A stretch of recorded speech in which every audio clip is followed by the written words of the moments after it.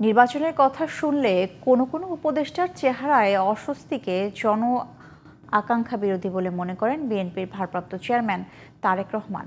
বিজয় দিবস উপলক্ষে বিকেলে রাজধানীতে আলোচনায় তিনি বলেন, অচিরেই দেশ নির্বাচনের রোডম্যাপের দিকে যাবে। দলটির মহাসচিব বলেন, নির্বাচনের মাধ্যমেই সংস্কারের পথ সুগম করতে হবে। আরও জানাচ্ছেন মনিরুজ্জামান। মহান বিজয় দিবস উপলক্ষে রাজধানীর ইঞ্জিনিয়ার্স ইনস্টিটিউশন মিলনায়তনে আলোচনা সভা করে বিএনপি। রোববার বিকেলে এতে প্রধান অতিথি হিসেবে ভার্চুয়ালি যুক্ত ছিলেন দলটির ভারপ্রাপ্ত চেয়ারম্যান তারেক রহমান। বিএনপির স্থায়ী কমিটির সদস্যরা দাবি করেন, ষড়যন্ত্রের কারণে এত বছরেও স্বাধীনতার সুফল মেলেনি। ষড়যন্ত্র অব্যাহত আছে জানিয়ে বিএনপি নেতারা জন আকাঙ্ক্ষা পূরণে রাজনীতিবিদদের বিরুদ্ধে ঢালাও অভিযোগ বন্ধের আহ্বান জানান। রাজনৈতিকভাবে আমাদেরকে একটি আত্মমর্যাদাশীল জাতি হিসেবে গড়ে উঠতে হবে। যে সংগ্রামের মাধ্যমে আজকে যে পরিবর্তন আনা হয়েছে, সেই পরিবর্তনের ফসল আমাদের ঘরে তুলতে হবে। যে দেশের মানুষ কিন্তু কোনো সময় অন্যায়কে সহ্য করে নাই, ভবিষ্যতেও করবে না। বিএনপি মহাসচিব মির্জা ফখরুল ইসলাম আলমগীর বলেন, একদলীয় শাসন ব্যবস্থা থেকে বহুদলীয় গণতন্ত্র ফিরিয়ে এনে জিয়াউর রহমানই প্রথম সংস্কার শুরু করেন। সংস্কারের পথ সুগম করতে নির্বাচনের দাবি করেন তিনি।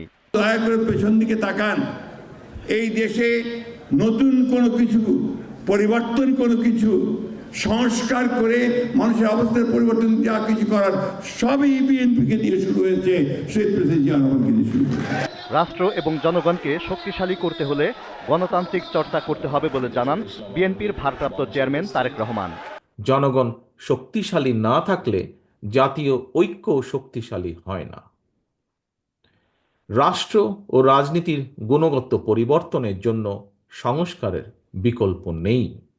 তবে একই সঙ্গে এটিও মনে রাখা জরুরি, কেউ স্বৈরাচার কিংবা ফ্যাসিস্ট হতে চাইলে তার কাছে সংবিধান কিংবা প্রবিধান বাধা হয়ে দাঁড়াতে পারে না বা দাঁড়ায় না।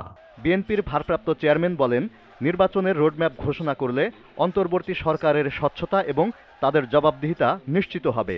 অন্তর্বর্তীকালীন সরকারের আগামী দিনের কর্ম পরিকল্পনার রোডম্যাপ ঘোষণার কথা শুনলেই যদি উপদেষ্টাদের চেহারায় অস্বস্তির ছাপ ফুটে ওঠে, সেটি হবে অবশ্যই গণ আকাঙ্ক্ষা বিরোধী।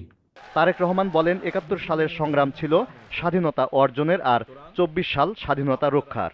জনগণের সঙ্গে থাকুন। Moniruzzaman, GTV news, Dhaka.